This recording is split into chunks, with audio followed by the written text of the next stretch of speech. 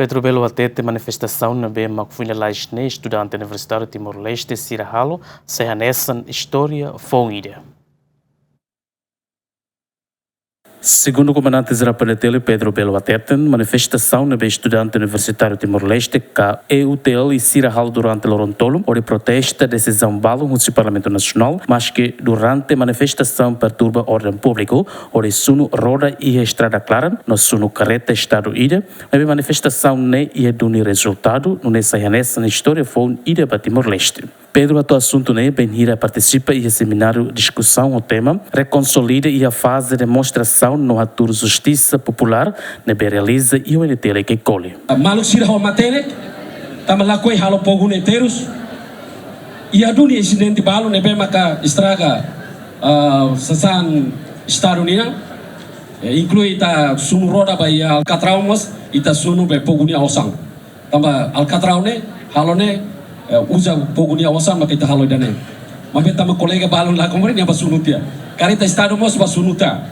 Karita Estado ne pogunia osang mas society ne. Mas ita basunutia. Batang vala tu sunuta ya be posto polícia. Posto polícia mas osang pogunia maka to halo ne ba. Ita basunutia. Mabe la boto todo tem que liusir o processo ida. Ato sai vitória tem que liusir a história ida. Ne hoto to liusir ana. Anessa itana luta na insira ato heta independência ida ne Laos matau ya bandeja mas fore. Mas sira liusir luta ida lakon ningia rikusoi barak mate comandante bidia que tu mate matene que na dia sira mate maka foi heta independência ida ne. Nunemos luta alin sirnia nebe maka foi da halo nemos processo narukida maka foi heta vitória ida ne.